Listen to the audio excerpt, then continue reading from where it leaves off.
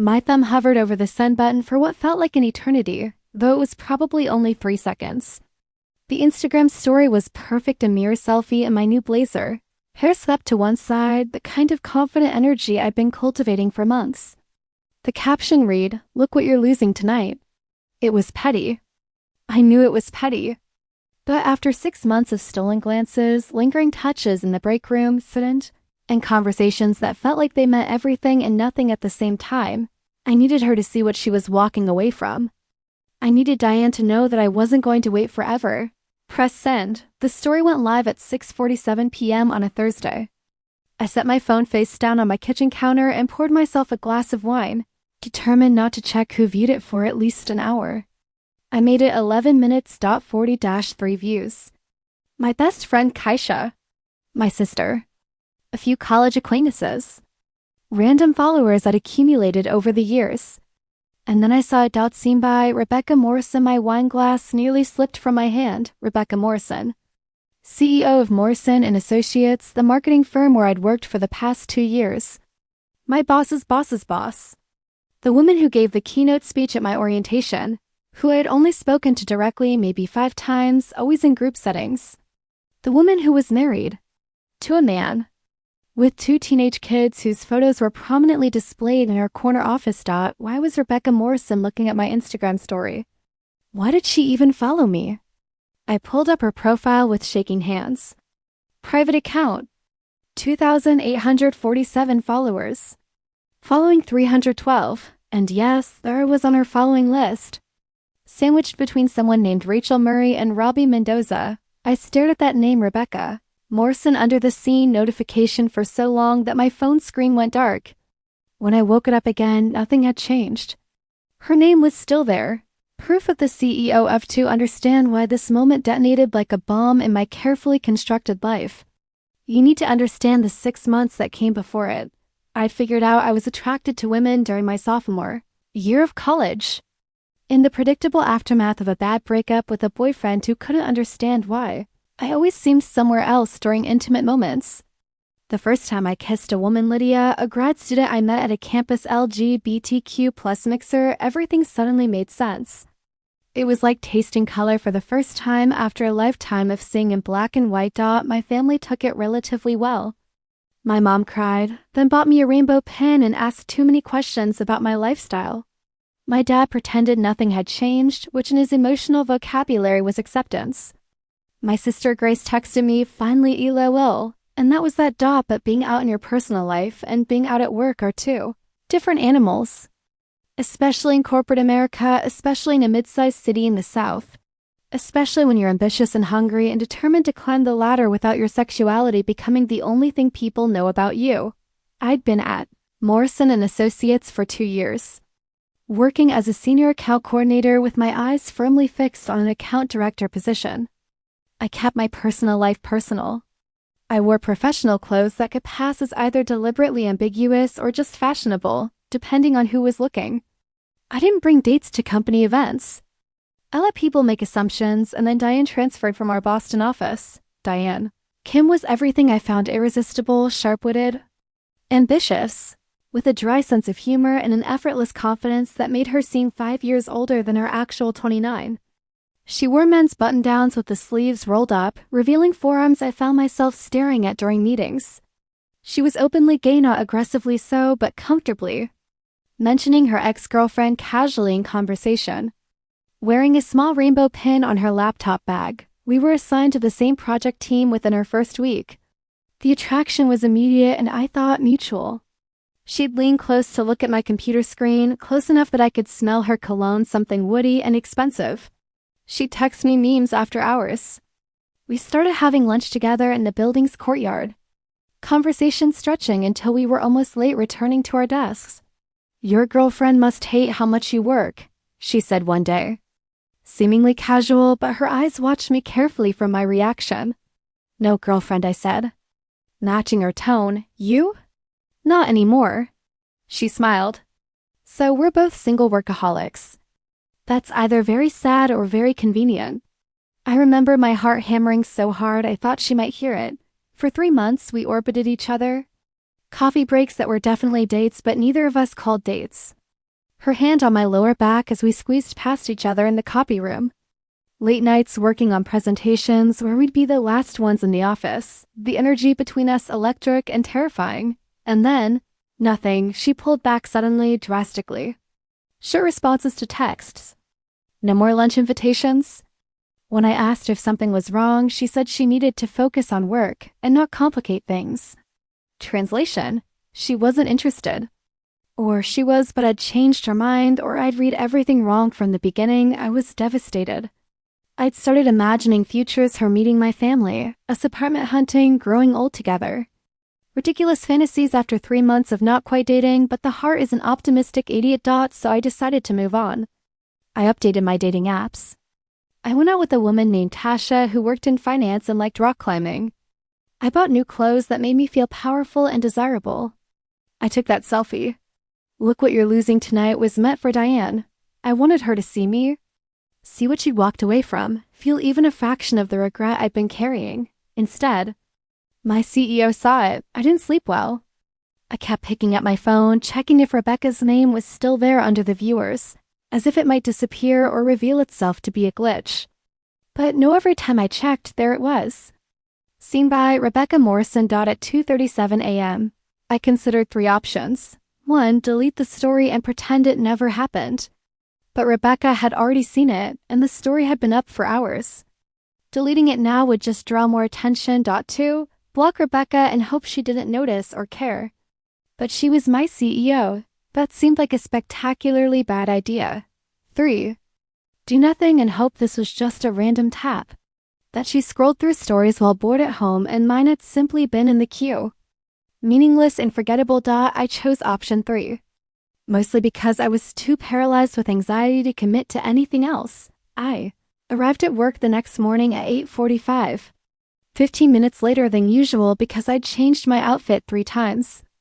I'd settled on black pants and a blue silk shirt. Professional, unremarkable. The kind of outfit that says, I am a serious employee who definitely didn't post a thirst trap last night that my CEO somehow saw. The office was its usual Friday morning chaos. I made it to my desk without incident, booted up my computer, and tried to focus on the presentation deck I needed to finish for Monday's client meeting. Coffee run, Diane said, appearing beside my desk so suddenly I jumped. Want anything? It was the first time she'd spoken to me outside of work necessities in 3 weeks. I studied her face for signs of whether she'd seen the story, but her expression was neutral, professional. Just a latte. Thanks, I managed. She nodded and walked away. And I hated how much I still wanted to follow her. My phone buzzed. A calendar notification. All hands meeting, 3 p.m., conference room, a required attendance. That was unusual. All hands meetings were typically scheduled with at least a week's notice. I checked Slack and found a flurry of speculation from my coworkers. Layoffs, merger? Bad quarterly results? I tried to refocus on work but found myself refreshing my Instagram every few minutes. Rebecca hadn't liked the story or responded to it, not that I expected her to. She'd just seen it. Why had she seen it? At noon, Kaisha called. So, she said without preamble, did Diane see your story? Kaisha was the only person at work who knew the full situation with Diane, the only person who understood why that selfie mattered. I don't know, I said. She's being normal weird. Like, she asked if I wanted coffee, but in that distant, polite way. I can't tell if she saw it. Well, you have 186 views now, so probably? Girl, you looked hot. If I were into women, I'd be sliding into those DMs. Thanks, but I have a bigger problem. What could be bigger than your workplace crush situation? I took a breath. Rebecca Morrison saw it. Silence. The CEO Rebecca Morrison? Yes. You're married, straight, mother of 2 CEO Rebecca Morrison? She follows me on Instagram, apparently. And she saw it. Her name is right there under seen. Kaisha whistled low. Okay, that's... Why does the CEO follow you on Instagram? I have no idea. I didn't even know she knew my name. Maybe she follows all employees? Like a corporate morale thing? Maybe. I didn't sound convinced. There's an emergency all-hands meeting at 3. What if this is about social media policies? What if someone reported my story as inappropriate and I'm about to get fired? You're spiraling, Kaisha said firmly. The story was just you in a blazer. You weren't even showing cleavage. It was confident, not scandalous. Even if someone complained, you didn't violate any policies. She was right. I knew she was right. But the anxiety had already taken root. Conference room A was packed by 2:55 p.m., every chair filled, people lining the walls. The energy was tense, speculative. I spotted Diane across the room and she caught my eye, offering a small smile that I couldn't quite read at precisely 3 o'clock. Rebecca Morrison entered. I'd seen her plenty of times. She walked the office floor regularly, stopping to chat with random employees, playing the accessible CEO card despite her corner office and 6-figure salary. But I'd never truly looked at her before. She was in her mid-40s, tall and lean, with dark haircut and a sophisticated bob that probably cost more than my rent. She wore a charcoal pantsuit that fit perfectly, a silk blouse underneath in deep burgundy, minimal jewelry, just a wedding ring and small hoop earrings. Handsome more than pretty, authoritative, the kind of presence that commanded attention without demanding it, and she was looking directly at me. Our eyes met for perhaps 2 seconds before she scanned the rest of the room. But those 2 seconds felt loaded with something I couldn't name. Recognition? Awareness? My imagination working overtime?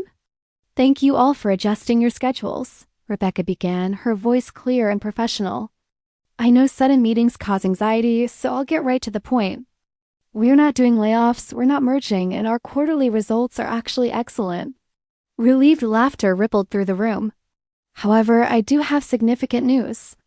After 15 years of building Morrison & Associates, I've made the decision to step back from day-to-day operations. Effective December 1st, I'll be transitioning to executive chair and we'll be bringing in a new CEO. The room erupted in shocked murmurs. Rebecca raised a hand for quiet. This isn't a sudden decision. I've been planning this transition for over a year. The company is in an excellent position, and it's time for fresh leadership and new perspectives. I'll remain actively involved in strategic direction, but the operational reins will pass to someone new. We'll be announcing the new CEO next month. She continued talking about transition plans and stability and exciting futures, but I was barely listening. Instead, I was watching her hands as she spoke. Long fingers, no nail polish, that wedding ring catching the light. I was noticing the way she stood, weight slightly on her back foot, radiating controlled power. I was thinking about her name under my story's viewers and wondering why. Of all the things happening in her professional life, she'd been looking at my Instagram. I'll be hosting small group conversations with team members over the next few weeks, Rebecca was saying. I want to hear your thoughts, concerns, and ideas for the company's future. My assistant will be reaching out to schedule these sessions. The meeting wrapped up shortly after. People filed out, discussing theories about the new CEO, whether this was really good news or a polished way of announcing instability. I hung back, letting the crowd thin, not quite ready to return to my desk and pretend everything was normal. Interesting news, Diane said, appearing beside me again. Apparently this was her new pattern, ambushing me in moments of emotional vulnerability. Yeah, I managed. End of an era. She seems like she's been a good CEO. Diane was watching Rebecca, who was speaking with members of the leadership team near the front of the room. Very confident, assured. There was something odd in her tone, something I couldn't quite identify. Did you see my story last night? The question escaped before I could stop it. Diane turned to me, and for the first time in weeks, I saw real emotion cross her face. Surprise. Then something that might have been regret, or a longing or pain. Yeah, she said quietly. I saw it. And you looked beautiful, happy. She paused. The way you should look. Diane, I should get back to work, she said, already turning away. Have a good weekend, Sarah. She left before I could respond. And I stood there feeling hollowed out and confused, trying to understand what had just happened and why everything felt like it was shifting beneath my feet. Sarah-chan? I turned to find Rebecca Morrison standing 5 feet away. The leadership team dispersed, most of the room now empty. Yes, Ms. Morrison? My voice came out steadier than I expected. Do you have a moment? She gestured to the conference table. I'd like to chat. This was it. This was where I got called out for inappropriate social media conduct, or for being too obviously gay in the workplace, or for some mysterious offense I hadn't even considered. I sat down, my heart racing. Rebecca took the seat across from me, close enough to be conversational but far enough to maintain professional distance. Up close, I could see the fine lines around her eyes, the barely there mascara, the way her shirt collar was pressed with perfect precision. "I wanted to talk to you about project opportunities," she said, and I blinked in surprise. "I've been reviewing team performance metrics, and your work on the Caldwell account last quarter was exceptional. The client specifically mentioned you in their feedback." "Oh," I said. "Thank you, that's good to hear. I think you're ready for more responsibility. How would you feel about leading the new tech startup initiative? It's a significant account working directly with my leadership team. High visibility, excellent career development opportunity." I stared at her, trying to process this. Yesterday, I was mourning a failed, almost relationship. Now I was being offered a promotion-adjacent opportunity by the CEO who mysteriously watched my Instagram stories. "That would be incredible," I said carefully. "I'd be very interested." "Good." Rebecca smiled, and it transformed her face, made her seem younger and more approachable. "I'll have my team send you details next week. I like to invest in talent, Sarah. You have something special: drive, creativity, authenticity. Those qualities matter more than most people realize." Authenticity. Was that loaded? Was I reading into everything now? "I appreciate that, Ms. Morrison. Rebecca, please." She stood, and I followed suit. "We'll be working together more closely on this project. I'm looking forward to it." She extended her hand. I shook it, her grip firm and warm, lasting perhaps a moment too long. "Have a good weekend." "Sarah, you too, Rebecca." She left, and I stood in the empty conference room, my hands still tingling where hers had been, trying to understand what the hell had just happened. I told Kaisha everything that night over Thai food and wine at her apartment. She listened with increasingly wide eyes, occasionally interrupting with, "Wait, WHAT? And no, go back. The handshake felt like what?" "I don't know," I said for the 10th time, pouring myself more wine. "Long? Warm? Meaningful? Or maybe I'm projecting because I'm touch-starved and emotionally unstable." "Let's review the facts," Kaisha said, using her professional consultant voice. "Fact 1. Straight, married CEO follows you on Instagram for unknown reasons. Fact 2. She watches your story within an hour of you posting it. Fact 3. Next day, she offers you a high-profile project and says she values your authenticity. Fact 4. Mysterious hand-holding during handshake. What do we make of this? That I'm reading into everything because I'm frustrated about Diane? Or," Kaisha said carefully, "that maybe she's not straight." I laughed. "She's married. With kids.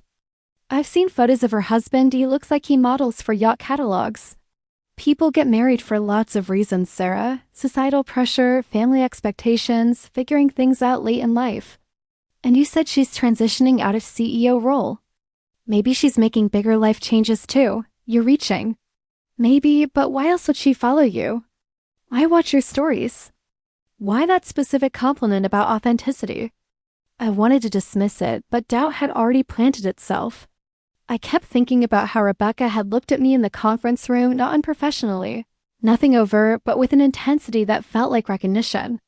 Like seeing something familiar in me that she recognized in herself. "Even if you're right, which you're probably not, she's my boss's boss's boss," I said.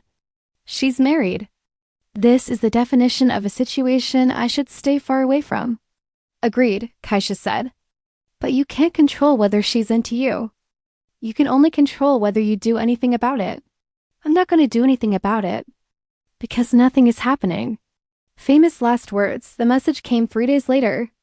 On Monday evening at 7:43 p.m., I was home, having changed into sweatpants and an old college t-shirt, halfway through a bland dinner of grilled chicken and vegetables while watching a cooking show. My phone lit up with a notification. Instagram DM from Rebecca.Morrison.official. My hand froze, fork halfway to my mouth. I set it down carefully, wiped my hands on my pants, and picked up my phone with the gravity of someone defusing a bomb. Rebecca.Morrison.official. "Hi, Sarah. I hope you don't mind me reaching out here. I wanted to send you an article about the tech startup space relevant to the new project, but I realized I don't have your personal email, and sending work articles through corporate channels at 7:30 p.m. felt inappropriately boss-like. Let me know if you'd like me to forward it, or I can send through work channels tomorrow. It was professional.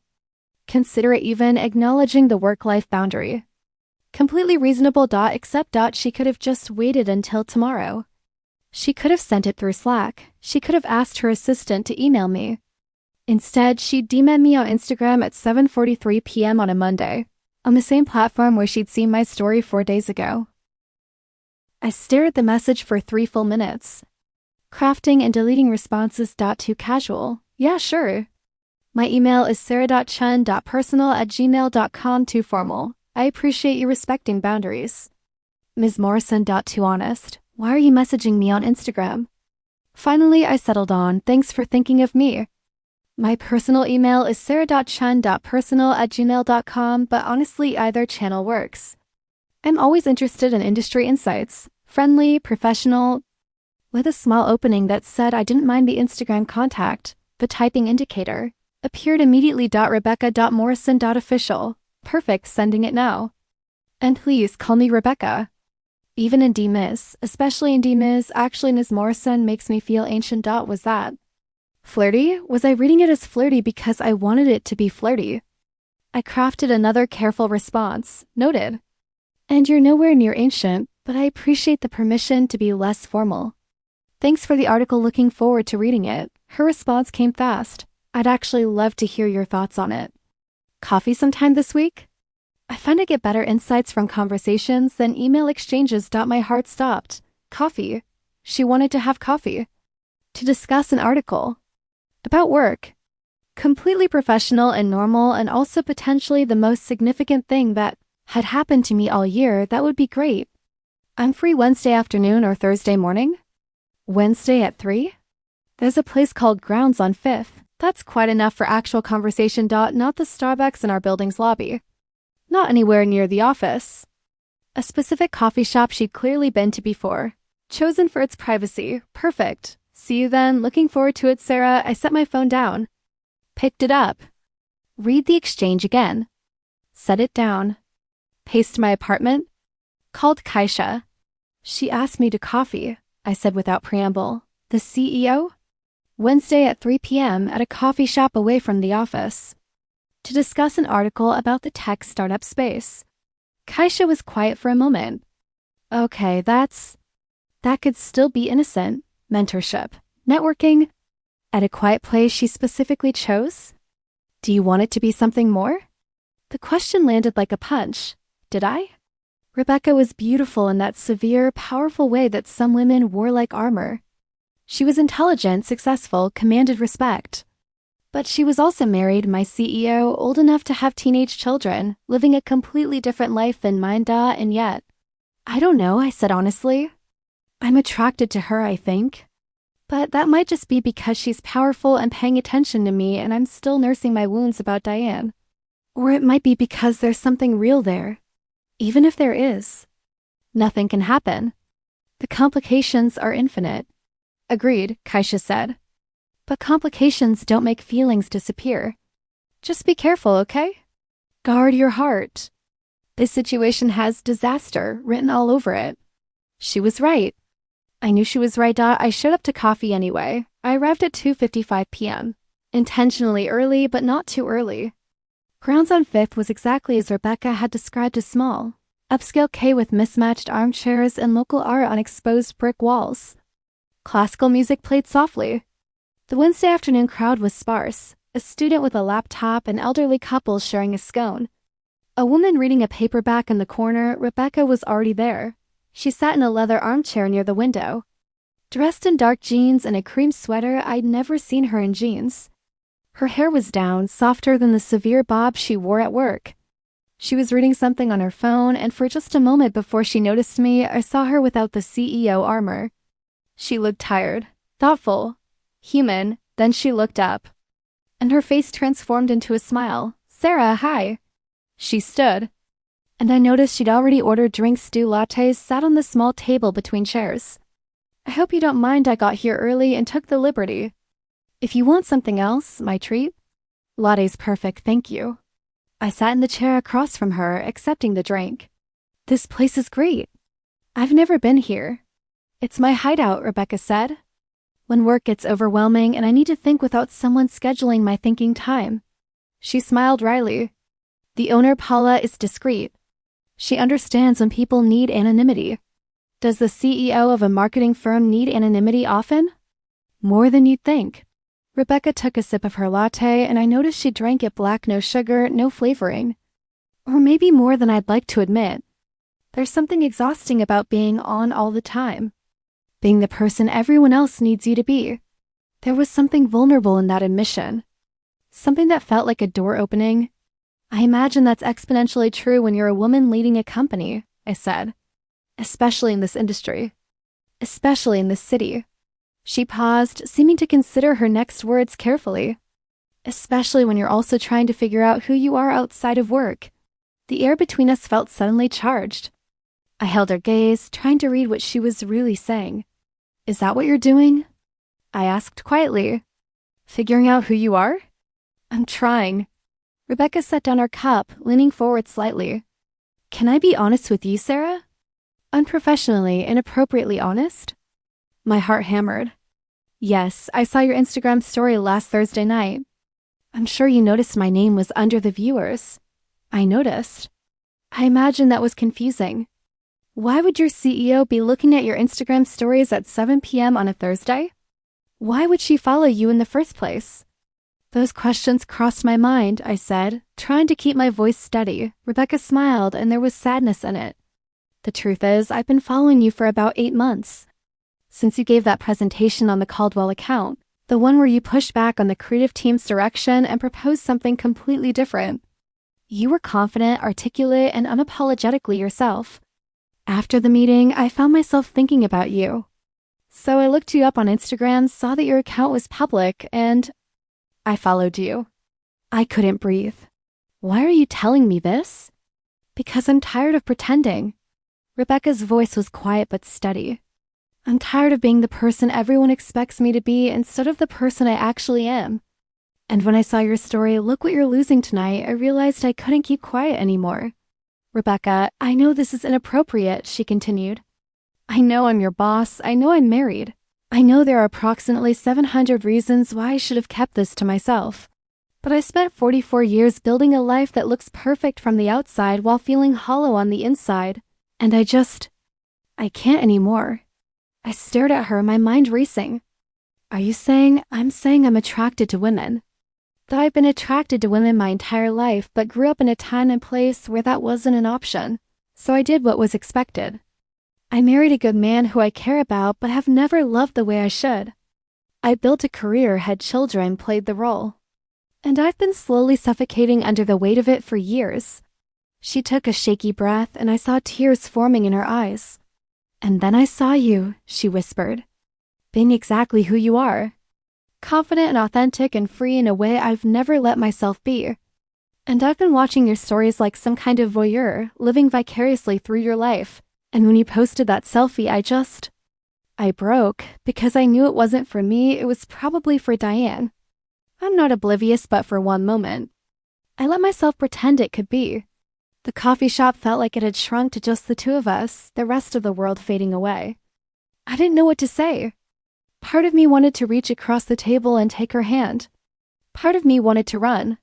I don't expect anything from you, Rebecca said quickly. This isn't me making a move or putting you in an uncomfortable position. I just needed you to know the truth because I'm about to make some major changes in my life, and I wanted to be honest with at least one person about why. What kind of changes? I asked. I'm leaving my husband. The CEO transition isn't just about work, it's about restructuring my entire life. I've already spoken with a lawyer. I'm planning to tell my kids next month, tell my husband the month after. By the new year, I'll be living separately and starting to build the life I should have built 20 years ago. I felt dizzy. That's huge. It's terrifying, Rebecca admitted. I'll lose friends. My in-laws will never speak to me again. My kids might hate me. But I can't keep living a lie. Sarah, I can't keep waking up next to someone I don't love while knowing exactly what kind of life I'm denying myself. Does he know?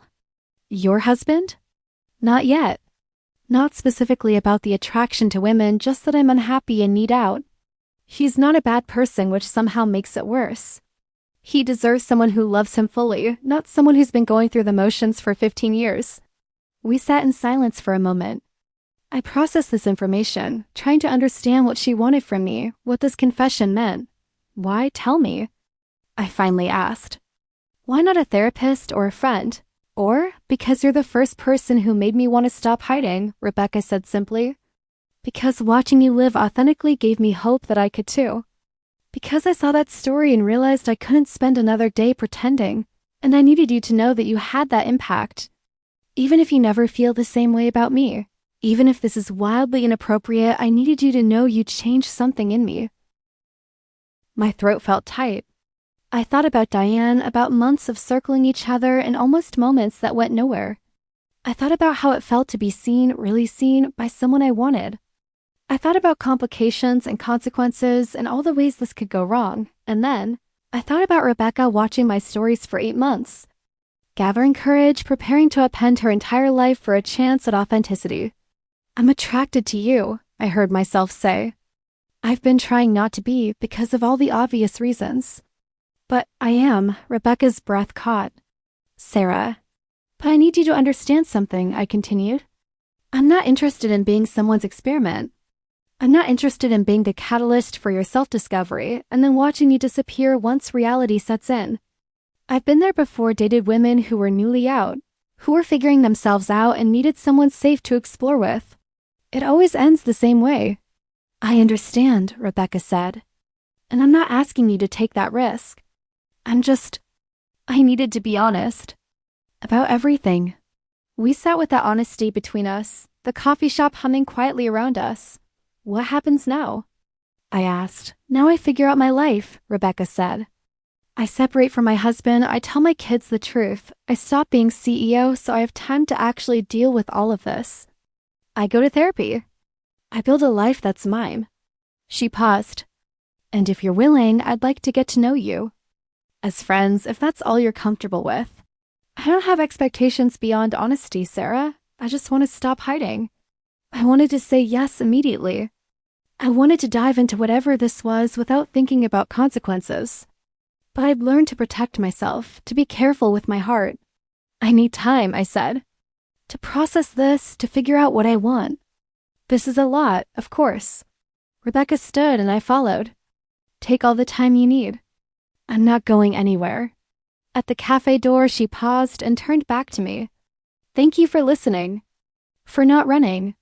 For being kind even when I'm sure this was the last thing you expected from coffee. Rebecca? She looked at me, vulnerable in a way I'd never seen her. I'm proud of you. For choosing yourself. That takes incredible courage. Her eyes glistened. Thank you. I watched her walk to her car, a sensible SUV, probably chosen for safely transporting teenagers, and drive away. Then I sat back down in the cafe, ordered another latte I didn't want, and tried to understand what had just happened to my life. The next 2 weeks were strange. I threw myself into work on the tech startup project, communicating with Rebecca primarily through professional emails and structured meetings. She was impeccably appropriate, never referenced our coffee conversation, never pushed for anything personal, treated me exactly as she treated every other team member. Except there were moments. Her hand brushing mine as she handed me documents. Eye contact that lasted a beat too long during presentations. The way she said my name like it meant something more than just identifying who she was speaking to. Diane noticed. You and Rebecca seem close lately, she commented one afternoon. Her tone carefully neutral. We were both working late, one of those coincidental overlaps that used to feel charged but now just felt awkward. She's been great to work with on the tech project, I said, keeping my eyes on my computer screen. Diane was quiet for a moment. Can I ask you something? About your story. The one from a couple weeks ago. My fingers stilled on the keyboard. Okay, was it for me? I finally looked at her. She was watching me with an expression I couldn't quite read. Regret, curiosity, something else. Does it matter? I asked. It matters to me. I sighed, turning my chair to face her properly. Yes, Diane, it was for you. I was trying to move on, trying to show you that I was fine without whatever we almost had. Petty? Absolutely. But I was hurt and confused, and I needed you to know you'd walked away from something real. Diane closed her eyes. I'm so sorry, Sarah, I was scared. You are exactly what I want, but I just come out of a bad breakup. And getting involved with a coworker felt risky. And I convinced myself it was better to step back before things got complicated. Things were already complicated, I said softly. I know. I realize that now. I saw that story and spent the whole night kicking myself for being an idiot. I almost messaged you a dozen times. And then I watched you working with Rebecca, and I saw the way she looks at you, and I realized I'd missed my chance. Wait, what? How does Rebecca look at me? Like you're the only person in the room, Diane said. Like she's trying to memorize you. I've been working here for 6 months, and I've never seen her look at anyone that way. Not her husband at company events, not her kids in photos. Just you, my heart hammered. You're imagining things, am I? Diane leaned forward. Sarah, I'm not trying to start drama or complicate your life more. I just want you to be careful. Rebecca's married, she's your boss, and even if there's something there, it's going to be messy. More messy than whatever we could have been. Noted, I said, turning back to my computer. Was there anything else? Diane stood. For what it's worth, I hope you find what makes you happy. Even if it's not me. Even if it's complicated. She left, and I sat there feeling like my life had become one of those TV dramas I used to mock for being unrealistic. That night, Rebecca texted me. Not through Instagram this time, she got my number from the company directory. Which should have felt like an invasion of privacy, but somehow didn't. Rebecca. Hi, I know I said I'd give you space. But I wanted you to know I told my husband today. About everything. It's real now. I'm moving out next week. My hands shook as I typed. How did you take it? Rebecca, better than expected. Worse than I hoped. He's angry, confused, but I think part of him already knew. I'm staying at a hotel until I find an apartment. This is terrifying and liberating, and I just needed to tell someone who understands. That's brave. I'm proud of you. Are you okay? Rebecca, no, but I will be. Thank you for asking. If you need someone to talk to, I'm here. Rebecca, can I call you? I stared at that message for a long moment, thinking about Diane's warning, Keisha's concerns. All the reasons this was a bad idea. Yes. She called immediately. Hi, her voice was rough. Like she'd been crying. Hi, I said, settling onto my couch. How are you really? A long exhale. I'm sitting in a hotel room at the Marriott downtown, surrounded by suitcases I packed while my husband watched from the doorway, asking me if this was really happening. My daughter isn't speaking to me. She heard us arguing and figured out enough to be furious. My son is just confused. And I keep thinking about how I've destroyed my family's life for something that might not even be real. What do you mean, might not be real? This. A pause. Me, my attraction to women. What if I'm wrong? What if I've blown up everything for a crisis that will pass? What if in 6 months I realize I made a terrible mistake and I've lost my family for nothing? I understood that fear. I'd felt it myself when I first came out. That terror that maybe I was confused, maybe this was a phase. Maybe I'd wake up one day and realize I'd altered my entire life for something temporary. Rebecca, I said gently, have you ever been attracted to your husband? Like genuinely, not just appreciating that he's objectively handsome, but feeling desire? Silence. I didn't think so, I continued. Attractions aren't always certain, but compulsory heterosexuality is real. A lot of queer women spend years trying to convince themselves they feel things they don't, performing attraction because it's expected. But actual desire? You know it when you feel it. I felt it, she whispered. Not often, because I've tried so hard not to. But there have been women over the years. A colleague at my first job. My daughter's soccer coach, you, and every time, I've pushed it down and told myself it didn't mean anything, but it does mean something. It means I'm 44 years old and just figuring out something most people understand about themselves in high school. It means I've wasted half my life. It means I've hurt people I care about for being unable to love them properly. You didn't choose this, I reminded her. You didn't choose to be attracted to women, and you didn't choose to grow up in a culture that made you terrified of that attraction. You made the best decisions you could with the understanding you had at the time. Now you know better, so you're doing better. Why are you being so kind to me? Rebecca's voice cracked. I've made your life complicated. I've put you in an impossible position. You should be telling me to figure out my mess without dragging you into it. Maybe, I acknowledged. But I remember how scared I was when I first came out. I remember how much it helped to have people tell me I wasn't broken or wrong or destroying anyone's life by being honest. Everyone deserves that support, Rebecca. Even complicated CEO women who follow their employees on Instagram. She laughed, a wet sound that might have been half-sob. I really did sound like a creep with that, didn't I? Little bit, I admitted. But also kind of brave. In a questionable boundaries way. Story of my current life, Rebecca said. Brave in questionable ways. We were quiet for a moment, the phone line humming between us. Double quotes Sarah. Can I ask you something? Sure. If circumstances were different, if I wasn't your boss, if I wasn't married, if I wasn't currently imploding my entire life, would you want this? Use? I closed my eyes, imagining a different version of our story. One where we'd met at a bar or through mutual friends, or literally any scenario that didn't involve power dynamics and marital dissolution. Yes, I said honestly. I think you're incredible, Rebecca. Brilliant and complex and braver than you give yourself credit for. In another universe, I'd be already planning our second date. But not this universe. Not yet, I corrected. You have a lot to figure out. A divorce to navigate, kids to support through this, a whole identity to rebuild.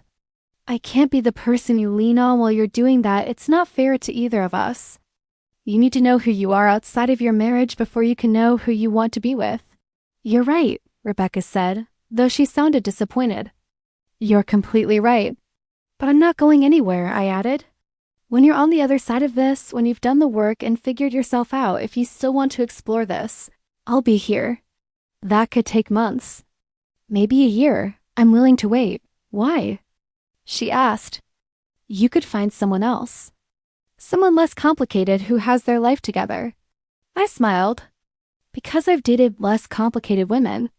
I've dated people who were convenient and available and perfectly fine. And none of them made me feel the way I do when you look at me across a conference room. None of them made me want to be brave enough to wait. Rebecca's breath caught. Sarah? Go to therapy, I said. Be honest with your kids. Figure out who you are. And when you're ready, really ready, let me know. I will, she promised. And Sarah? Thank you. For this, for everything. For seeing me, always. We said goodbye and I sat in my quiet apartment, wondering if I just made the smartest decision of my life or the stupidest thought. The next 6 months were a study in patience. Rebecca moved into her own apartment, modern loft downtown that she showed me via text photos, asking my opinion on furniture and paint colors. We became friends, carefully with clear boundaries. Coffee every other week, always in public, always appropriately. Text conversations that ranged from work topics to her divorce proceedings to my disastrous attempts at dating other women. Another dinner disaster? Rebecca texted after. I canceled our coffee meeting to recover from a particularly bad date. She spent 40 minutes explaining cryptocurrency to me. I don't think she asked me a single question about myself, Rebecca. The worst kind of date. At least you got a free meal? I paid. She said she forgot her wallet. Rebecca. I'm sorry, but that's actually impressively bad. You deserve better. I'm starting to think better might not exist, Rebecca. It does. I promise. You're just looking in the wrong places. Where should I look? Rebecca, that would be inappropriate for me to say. When has that ever stopped you? Rebecca, fair point. Look for someone who's done the work. Who knows themselves. Who sees you for exactly who you are and doesn't want to change a thing. That's a nice thought. Rare in practice, Rebecca, maybe less rare than you think. I stared at that message for a long time, wondering what she meant. If she meant what I thought she meant. At work, things shifted. The tech startup project was successful. and I was promoted to account director, a position that technically put me in Rebecca's direct orbit more often. But she was already in the process of transitioning out. The new CEO was announced, Marcus Chen, no relation. A hotshot from a Silicon Valley firm, who had opinions about everything and charm for days. Rebecca handled the transition with grace, gradually stepping back while remaining available for strategic guidance. I watched her transform, losing the tension she carried in her shoulders, laughing more easily, looking somehow younger despite the stress of divorce proceedings. "She's different," Diane commented one day. We'd achieved a tentative friendship, the awkwardness between us fading as months passed. "Rebecca, she seems lighter." "Divorce will do that," I said carefully. "When you finally stop pretending, is she seeing anyone?" Diana asked too casually. I looked at her sharply. "Why do you ask?" "Just curious." "She seems happy." "That kind of happy usually has a reason." Did Diane know? Had she figured out what existed between Rebecca and me, that undefined potential that hung in the air every time we spoke? "I think she's focusing on herself right now," I said, which was true enough. But 3 days later, Rebecca's divorce was finalized. She texted me a photo of the signed papers with a champagne bottle emoji and the words, "It's official." "I'm free. How do you feel?" Rebecca, terrified, relieved, like I'm standing at the edge of something huge and I'm not sure if I'm about to fly or fall. Both, probably. "That's how new beginnings work, Rebecca." "Sarah, I need to tell you something." My heart hammered. "Okay, Rebecca, I've been in therapy for 6 months. I've joined a support group for late-blooming lesbians. I've done the work. I've figured out who I am, what I want, why I made the choices I did. And through all of it, one thing has remained constant." "What's that?" "Rebecca, you, thinking about you, wanting to know you better, hoping I'm not too late. I'm not your boss anymore as of next week. Marcus takes over officially on Friday. My divorce is final. My kids are adjusting slowly. I'm still a mess in a lot of ways, but I'm a mess who knows herself now. So I guess I'm asking, did you mean it when you said you'd wait?" I read the message 3 times, my hands shaking, before I could respond. I meant it. "But I need to know something first. Rebecca. Anything. Are you ready for this?" "Really ready?" "Because I can't be your experiment or your transition person. If we do this, I need you all in, Rebecca. Sarah Chen, I have never been more certain of anything in my entire life. I am all in. Terrifyingly, completely all in. If you'll have me," I smiled, tears blurring my vision. "Then yes. Let's have dinner. A real one. Not coffee, not a professional meeting. A date, Rebecca. When?" "Saturday at 7? "Rebecca, I'll pick you up." "And Sarah? Thank you for waiting. Thank you for believing I was worth it. You are. I can't wait to show you just how much." Saturday took forever to arrive. I changed my outfit 4 times, settled on dark jeans and a burgundy silk blouse, the same color she'd worn that first day in the conference room, though I pretended that was coincidental. Kaisha came over to give her approval and talk me down from my anxiety spiral. "This is it," she said, watching me apply lipstick for the 3rd time. "After months of waiting, you're finally doing this. What if it's weird?" I asked. "What if we built this up too much in our heads and the reality doesn't match?" "Then you'll figure it out together like adults," Kaisha said. "But girl, I've seen the way you both light up when you talk about each other. It's not going to be weird. It's going to be perfect." The doorbell rang at exactly 7 p.m. Rebecca stood in my doorway holding flowers, deep red roses mixed with purple irises, wearing black pants and a soft gray sweater that made her eyes look even more intense. Her hair was down, loose waves framing her face, and she looked nervous and hopeful and absolutely beautiful. "Hi," she said. "Hi." I took the flowers, burying my face in them briefly. "These are gorgeous, not as gorgeous as you." She smiled, sheepish. "Sorry, that was incredibly cheesy. I'm out of practice at this." "I liked it," I assured her. "Let me put these in water and then I'm all yours." "I'm going to hold you to that," Rebecca said, her voice low and full of promise. Dinner was at a small Italian restaurant across town, far from our office, far from her old neighborhood, a space that was entirely ours. We sat across from each other at a corner table with a candle flickering between us, and for the first time, there were no barriers. No professional boundaries, no marital complications, no future hypotheticals. Just us, finally. I'm nervous, Rebecca admitted after we'd ordered wine. Is that ridiculous? I'm 44 years old and nervous about a first date. It's not ridiculous. I'm nervous too. You hide it better. Years of practice hiding things, I said. Comes with the territory. Rebecca reached across the table, taking my hand. Her touch sent electricity through me, the same sensation from that handshake in the conference room, but amplified, intentional. I don't want either of us to hide anymore, she said. I spent too long hiding. I want this, whatever this becomes, to be completely honest. Then tell me something true, I said. Something you've never told anyone. Rebecca was quiet for a moment, her thumb tracing circles on my palm. I knew I was attracted to women when I was 15, she finally said. There was a girl in my class, Melissa, who I couldn't stop thinking about. I used to find excuses to study with her, to be near her. One day after school, we were alone in our bedroom studying for a history test, and she kissed me. I held my breath, waiting. It was the most perfect moment of my teenage life. And then her mom came home, and we jumped apart. And Melissa started crying and said she didn't mean it, that she wasn't like that. I told her I wasn't either. We never spoke about it again. Rebecca's eyes were distant, lost in memory.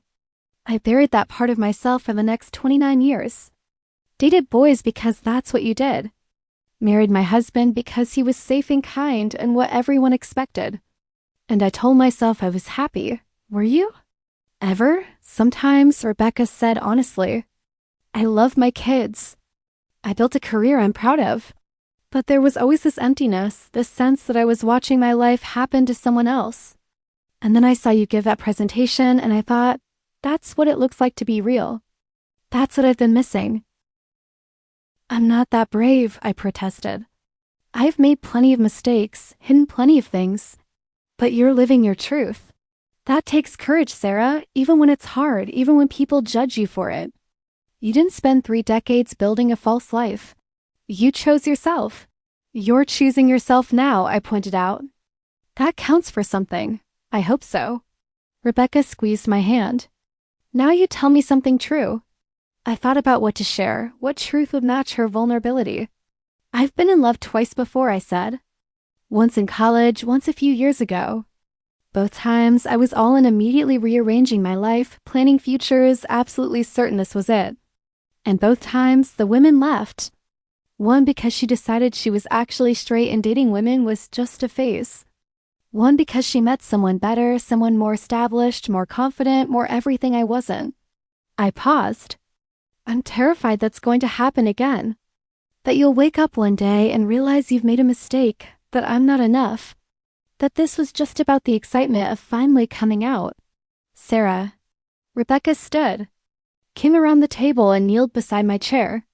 Look at me, I did, tears threatening. I have spent 6 months in therapy working through exactly those questions. Am I doing this for the right reasons? Is this about you specifically or about what you represent? Do I know myself well enough to make this choice? And every single session, every single day, the answer is the same. This is about you. Sarah Chun specifically, your laugh, your intelligence, your kindness, the way you make me want to be braver.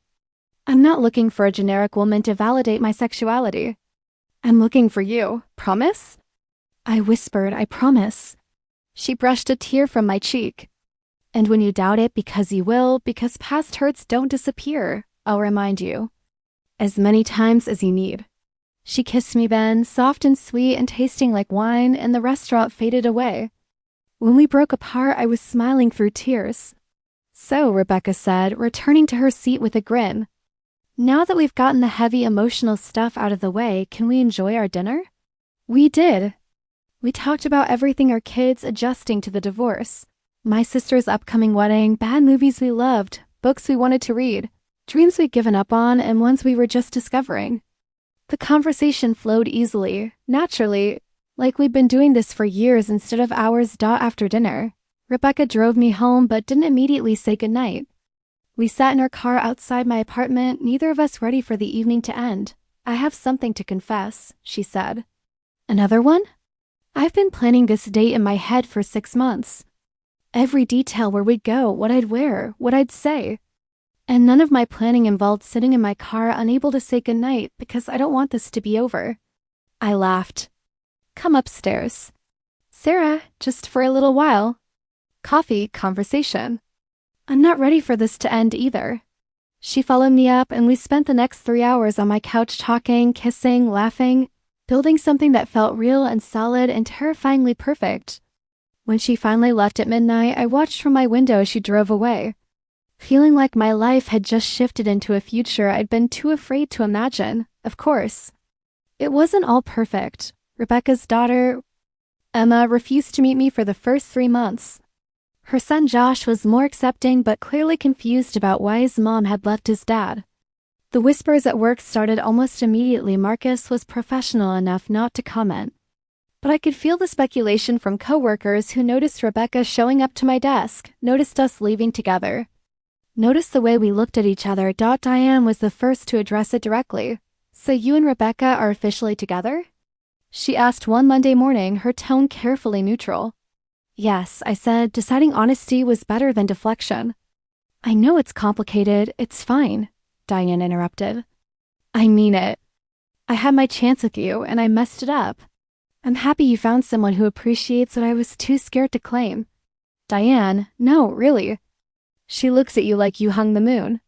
And you look at her the same way. It's actually kind of disgusting how cute you two are together. She smiled, and it seemed genuine. Just be careful, okay? Office gossip is vicious, and people are going to have opinions about a former CEO dating a younger employee. Don't let them get in your head. She was right to worry. The comments started small sideways looks in meetings. Conversations that stopped when I entered a room. A few anonymous messages on LinkedIn suggesting I'd slept my way to my promotion, never mind that I'd been promoted before. Rebecca and I got together. Rebecca handled it by being completely open. She told Marcus about our relationship, disclosed it to HR, made sure there were no policy violations. She held my hand in public, posted photos of us together on her personal Instagram, my Instagram, where this whole thing had started. She refused to hide or apologize. Let them talk, she said when I expressed concerns about the gossip affecting her reputation. I've spent my entire life caring too much about what people think. I'm done with that. But I could see it hurt her. Especially when old friends from her married life stopped returning calls. When her daughter's anger didn't soften as quickly as we hoped. When her ex-husband's family sent her cruel messages about destroying their family. 6 months into our relationship, things came to a head. We were at a company holiday party, one of those forced festive affairs where everyone drank too much and said things they shouldn't. I'd been chatting with Kaisha when I overheard 2 senior managers talking near the bar. Can't believe she's flaunting it like this. Bad enough she destroyed her marriage, but bringing her girl toy to a work event, Rebecca always had questionable judgment. This just proves it. I spun around to find them, 2 men I'd worked with for years, people who'd seemed perfectly friendly before smirking into their drinks. Excuse me? I said, my voice cold. They had the decency to look embarrassed. Sarah, we didn't mean, yes you did. Rebecca appeared beside me, her hand finding my waist. You meant exactly what you said. Let me be clear, my personal life is none of your concern. My relationship with Sarah began after I'd stepped down as CEO and fully disclosed to HR. We violated no policies, hurt no one, and owe you precisely 0 explanations. If you have a problem with that, I suggest you take it up with Marcus. Otherwise, keep your outdated opinions to yourself. She guided me away before I could respond, her jaw tight with anger. I'm sorry, she said when we'd found a quiet corner. I'm so sorry you had to hear that. It's not your fault. It is, though. This is exactly what you were worried about, people judging you. Thinking you're with me for the wrong reasons. Treating you differently because of our relationship, Rebecca. I cupped her face in my hands, making her look at me. I don't care what they think. I care about you. About us. Some middle-aged men with fragile egos and outdated views don't change that. You're better than I deserve, she whispered. Absolutely not true. But I'll accept that you're grateful. I kissed her right there in the middle of the holiday party, not caring who saw. Can we leave? I'd rather celebrate the holidays alone with you than with these people. We left. We went back to her apartment, bigger than mine, with actual adult furniture, and spent the night talking about the future, where this relationship was going, what we wanted, how to handle the complications that kept arising. I want you to meet my kids, Rebecca said. Officially. Not just running into each other, but a real meeting. Dinner, conversation. They need to see that you're important to me, that this isn't just some phase I'm going through. Are they ready for that? Emma's getting there. Josh is curious about you. He's asked questions. I think it's time. Okay, I agreed, terrified and honored in equal measure. When? New Year's Day. Fresh start, new year, new beginnings. Very symbolic, very terrifying. Also that. Rebecca pulled me close. But we'll do it together. Everything together from now on. New Year's Day arrived cold and clear.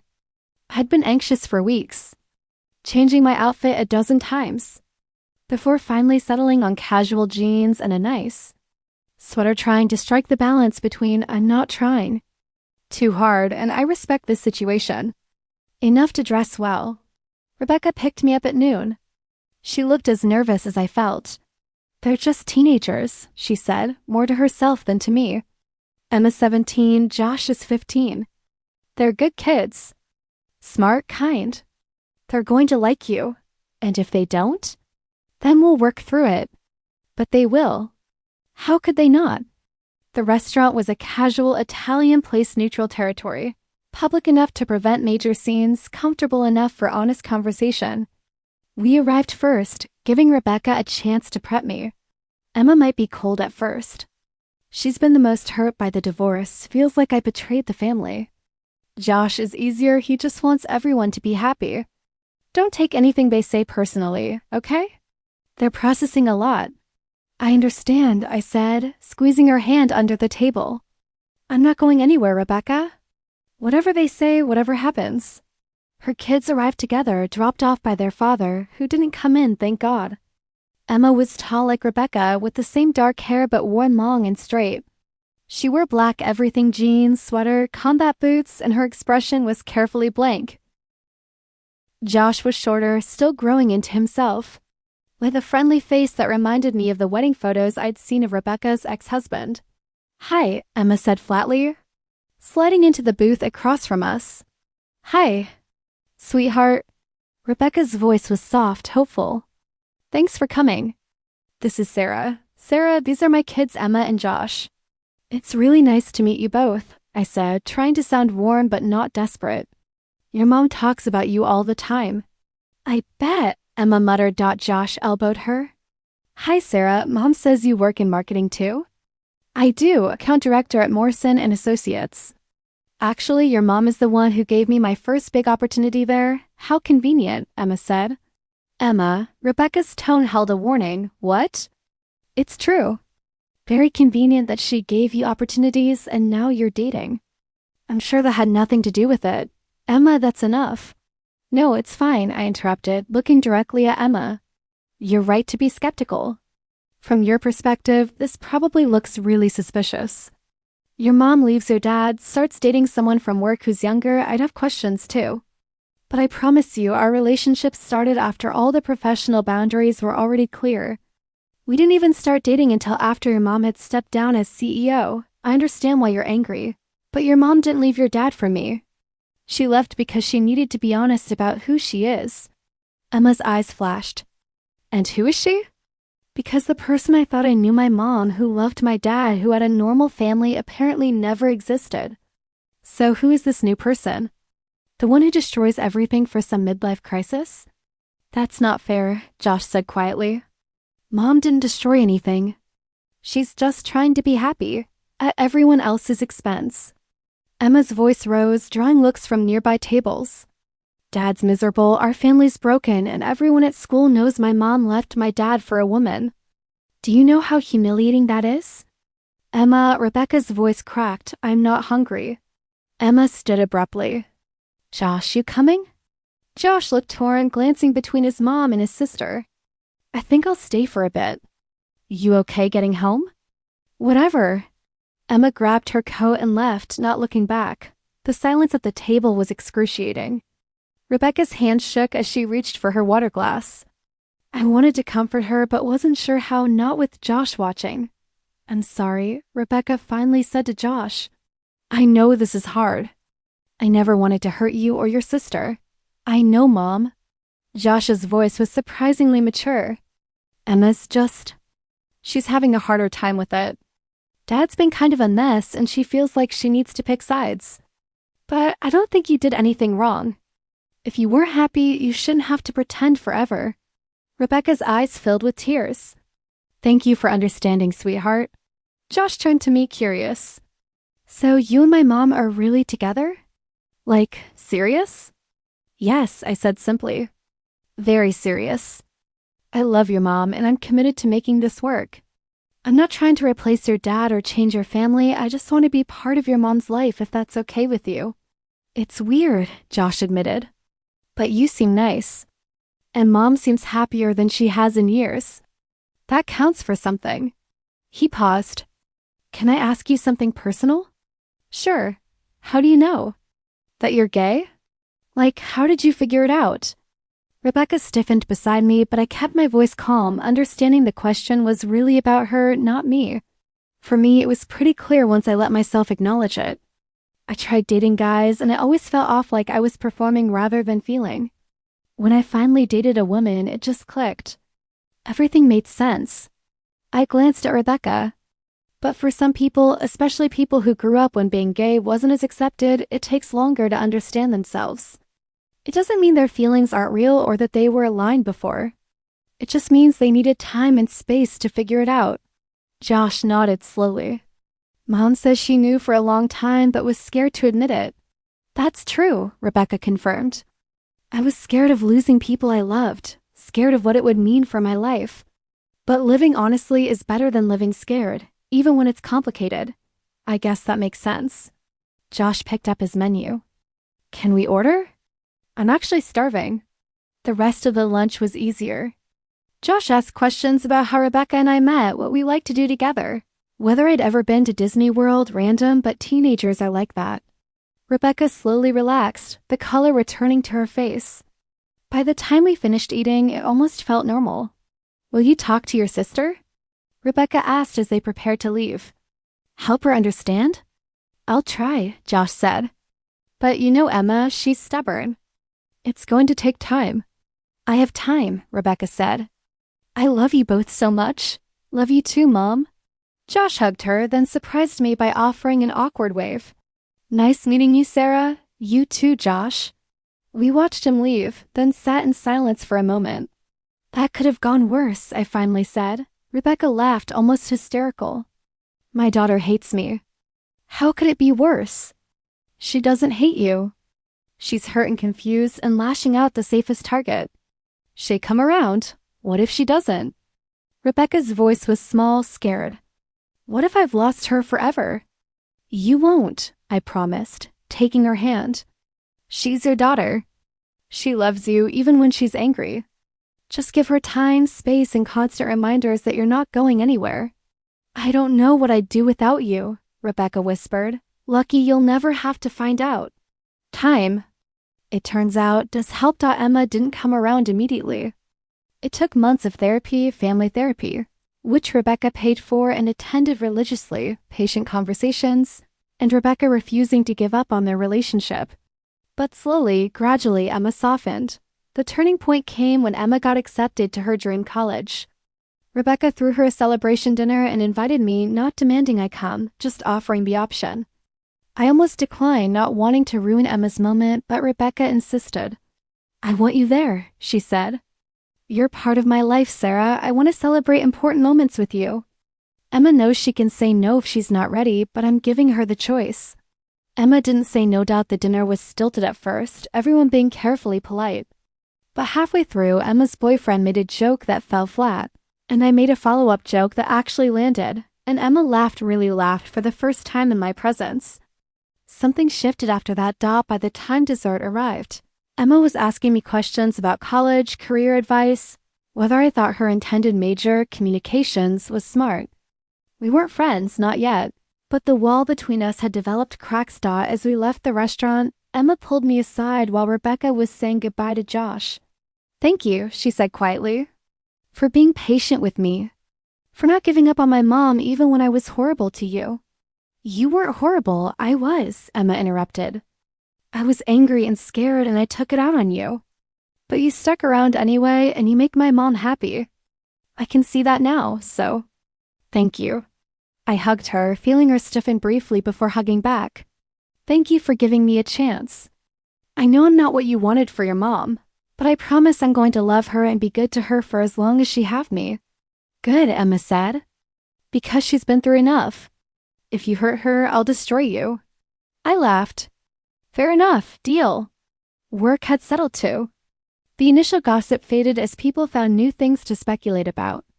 Marcus turned out to be a solid CEO, and he'd been completely supportive of Rebecca and me, even inviting us both to leadership events without making it weird. Rebecca had found her stride outside the CEO role. She consulted for a few companies, joined some nonprofit boards, wrote articles about women in business and late-life coming-out stories. She was happy, genuinely, visibly happy in a way I'd never seen during those first fraught months. And Diane? She'd started dating someone from another company, a woman named Priya who worked in tech. We'd all had dinner together once in that awkward but ultimately fine way that ex-almost lovers sometimes can. Diane had pulled me aside afterward. "I'm glad you found her," she said. "Rebecca, I'm glad you didn't settle for me when I couldn't get my act together." "I'm glad you found Priya," I'd responded. We both ended up where we needed to be. It was true. Every complication, every difficult moment, every bit of gossip and judgment, it had all been worth it. Which brought me to tonight. It was late October, almost exactly 1 year since that first date. Rebecca had planned a weekend trip to a cabin in the mountains to celebrate our anniversary and get away from the world, she'd said. I'd agreed immediately, loving any excuse to spend uninterrupted time with her. The cabin was perfect, secluded, cozy, with a massive stone fireplace and windows overlooking a valley of fall colors.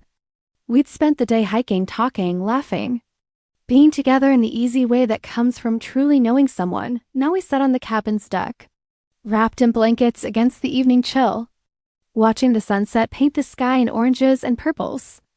Rebecca had been quiet for the last 20 minutes, and I could sense her nervousness. "What's on your mind?" I asked, squeezing her hand. "This year," Rebecca said. "With you. It's been the best year of my life. Mine too." "I mean it, Sarah. I know it's been complicated, my divorce, the kids, work gossip, all of it. But through everything, you've been steady, patient, kind. You've loved me even when I was a mess, even when it would have been easier to walk away. I never wanted to walk away." "I know. That's what amazes me." Rebecca turned to face me fully, and I saw tears in her eyes. "For 43 years, I lived a half-life. I was successful, respected, but never truly happy because I was never truly myself. And then I met you and everything changed. You gave me the courage to be honest, to choose myself, to build a life that actually feels like mine." "Rebecca, let me finish." She took a shaky breath. "I've wasted enough of my life. I don't want to waste another minute not being clear about what I want, who I want. Sarah-chan, you are the best thing that's ever happened to me. You're brilliant and kind and brave. And I want to spend the rest of my life proving that you made the right choice in giving me a chance."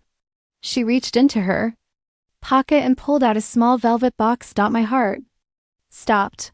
"I know we've only been together a year," Rebecca continued, opening the box to reveal a gorgeous ring, a simple band with a small diamond, elegant and understated.